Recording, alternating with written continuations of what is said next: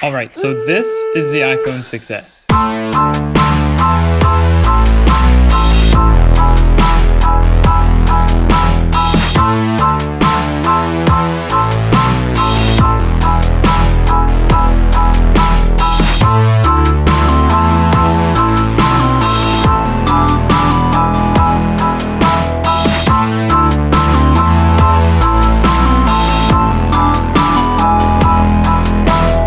So one of the elephants in the room is whether or not it is worth it to upgrade.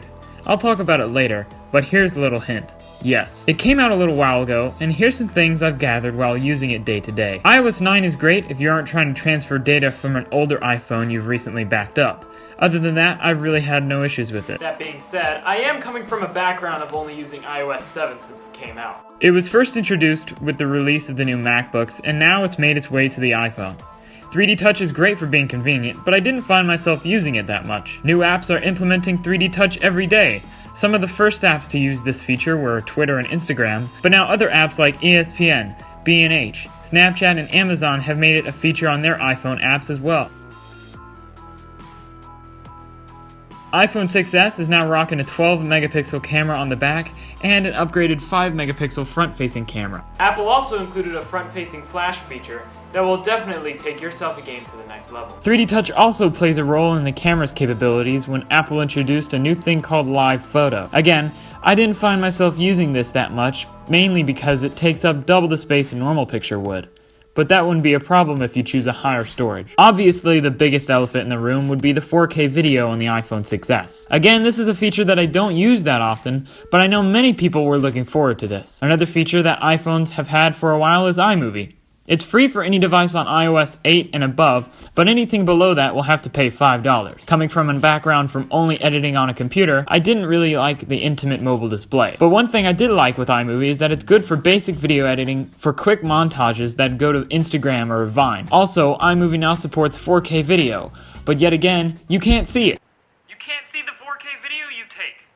Also, another downside to it is that you have to have something that supports 4K to be able to see it. So that means you aren't seeing the full 3840 by 2160 pixel on the screen. That's a critical issue, because neither the 6S or the 6S Plus have 4K displays, which means you have to take your 4K videos somewhere else that supports 4K to be able to enjoy the full resolution that you shot. Another thing that works in conjunction with iMovie is GarageBand, and for me the issue is still there. I'm so used to messing around with it on a Mac, it was a difficult transition to have to work your way around the mobile display. Once you've finished your project and have an idea of what your video is going to look like, then you can go ahead and hit the share button and take it to iMovie. Again, not something I would recommend with making some large songs, but a good way to boost your Instagram video game by adding in some music. Another thing that the 4 lacked was slow motion video.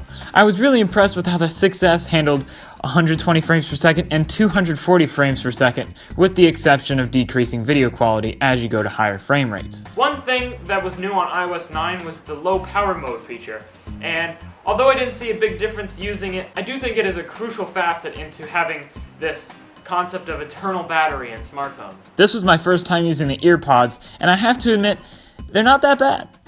This is a huge improvement from the old EarPods. Gah, those were just horrible. And new on the 6S was Touch ID's 2nd generation, which is so fast, all you have to do is just tap the home button and bam. The iPhone 6S also includes a new 7000 series aluminum to ensure there won't be another bend gate situation we had last year. This means that the phone is heavier than its predecessor. But hey, I'll take the additional weight for the added strength.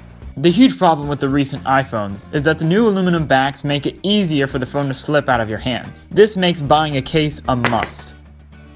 The iPhone 6S is a great smartphone, but since this is an S iPhone, the features aren't going to be that obvious. This phone has amazing specs, but if you currently have a 6, it probably won't be worth upgrading until the 7 comes out next year. That being said, if you have an older iPhone and are considering upgrading, like my situation, I strongly recommend getting the 6S because you will notice the differences and will appreciate what you've been missing. So that's it. That's what's new on the iPhone 6S, and those are my thoughts and opinions on the new feature. If you enjoyed the video, let me know by leaving a like and subscribing if you want. That's it. Peace out.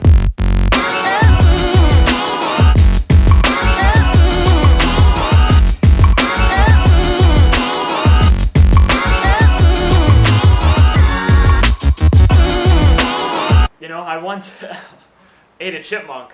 Yeah, I did, yeah. You don't believe me? Bartholomew over there ate a chipmunk. You don't believe him? Tell him. I was there, yes, tell him.